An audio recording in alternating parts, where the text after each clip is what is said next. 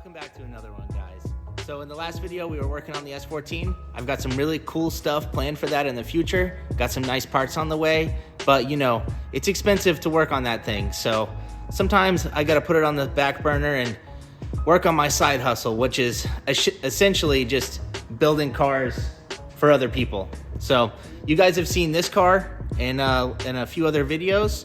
Basically, the backstory is it came in unfinished SR20 swap, and I went through, did some fabrication work, got some nice parts for it, and sort of finished up the swap. Unfortunately, on first start, the bottom end developed a noise. So it's a little bit of an unlucky situation. We ended up getting a freshly imported SR20, and here it is right here. I honestly did not think I would ever see another SR20 in this state again. This used to be a really common thing a long time ago, but I think we got really lucky with this one. So I went ahead and went through this thing, did a bunch of visual inspections, took the valve cover off, and looking at these cam lobes, like, this thing is in insanely good condition. Not a single score, not a single mark. I mean, this thing has got to be like 30 or 40,000 kilometers max. Like, obviously it's a little dark in there, but just from looking at the wear marks, like, this thing is in super nice condition.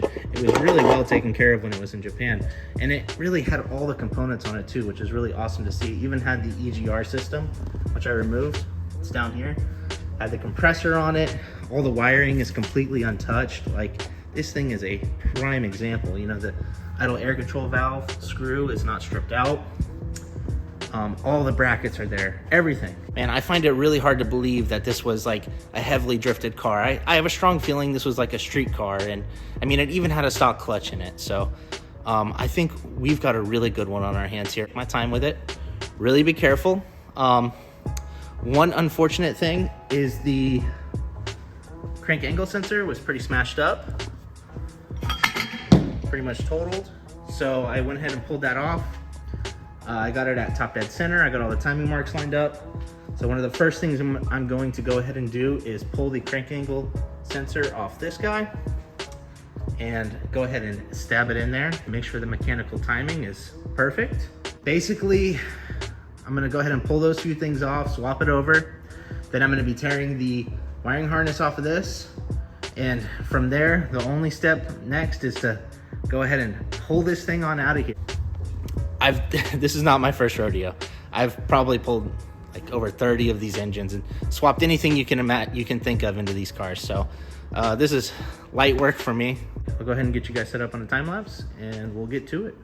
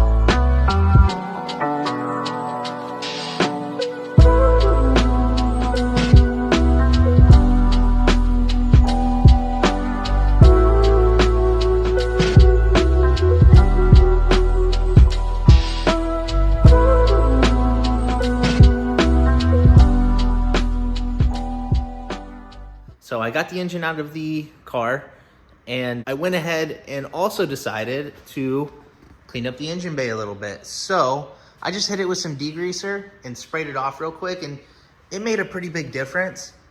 It, you know, mainly just made the working environment a little bit cleaner for me. Obviously, this car really does need a respray. Next thing I gotta do is start tearing the parts I need off this thing and transferring it over to the new engine. I'm gonna go ahead and rip this transmission off and get everything transferred over and prep this engine to get dropped in.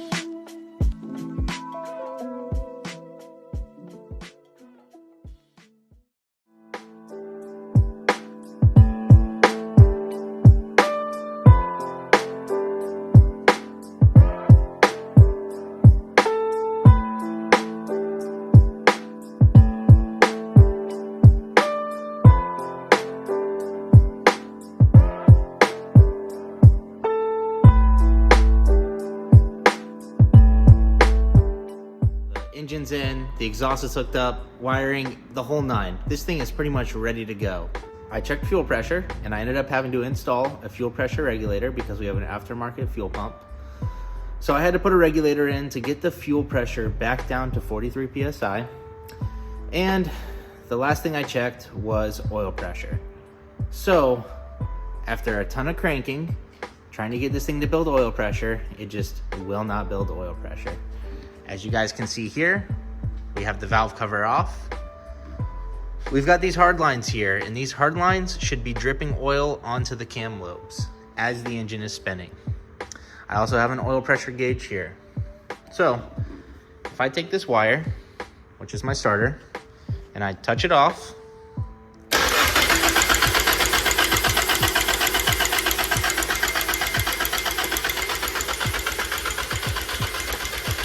we've got nothing, basically. There's no oil dripping from the hard line. You can see the timing chain slapping that guide, and you can hear it as well. And that's because the timing chain is tensioned by oil pressure, and we are not building oil pressure. The gauge is reading 0. So there's a few different things that could possibly be the issue. I'm gonna start with the least involved and probably highest chance, and that would be the oil pan. On the SR20s, the oil pan is really close to the pickup tube, and the pickup tube is what sucks up the oil and delivers oil to the rest of the engine. So it does have a small dent in it, but really that's all it takes. If it closes that gap, there's no way that pickup tube is gonna pick up oil. So I'm gonna start by getting this car back up in the air, removing the oil pan, taking a look at the pickup tube, seeing if there's any debris caught in the strainer, and knocking the dent out of the oil pan, reinstalling it, and hopefully priming the oil system. That's the plan. Let's go ahead and get this thing right one way or another. So we dropped the oil pan out. Taking a look at the strainer, it does not seem to be clogged with anything. It's kind of hard to see in there, but the strainer looks nice and clean. It's very stiff. None of the welds or brackets broke, so the strainer's intact. But going over to the oil pan here, you can see right on this flat section an oval, or like an outline of an oval shape, which, if we go back to the strainer, is exactly the shape of the strainer. So I'm really relieved that I found this little impression. Kind of gives me confirmation that this is the issue. I'm going to go ahead and flatten the oil pan back out. I will recommend that he gets an aftermarket pan. But yeah, we'll go ahead and reinstall this and see if we can build some oil pressure. So the oil pan's back in. I got it filled up with oil. Moment of truth. Let's see if this thing will build oil pressure.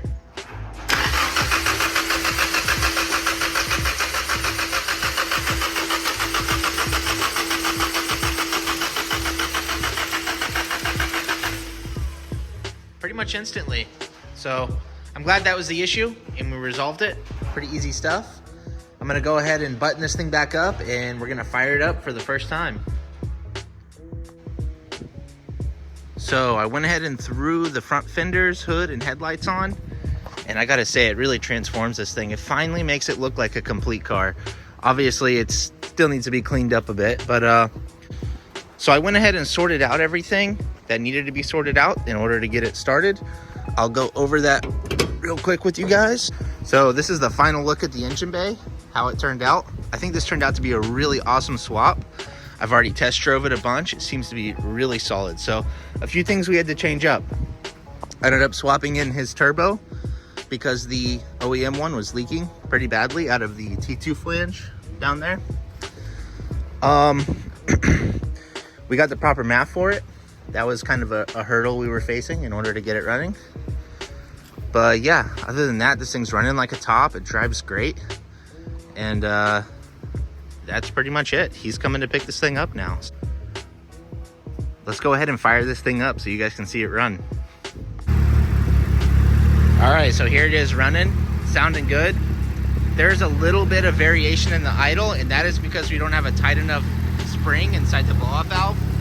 You can see it kind of opens and closes a bit, so we need to get a slightly tighter spring, but yeah, everything else kind of checks out with with the blow-off valve disconnected, this thing idles perfectly. It drives great. So, I mean, it still drives great with the blow-off valve connected. It's just, we need to get the proper spring for it to get it 100% so that it idles perfectly smooth.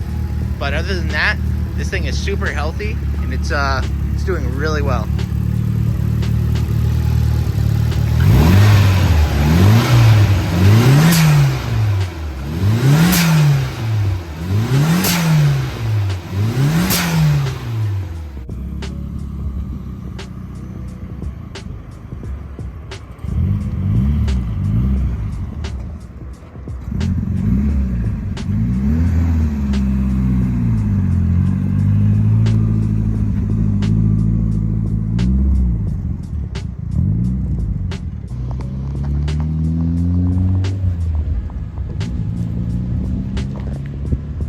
So the S13 is officially picked up, and the customer is super happy with it.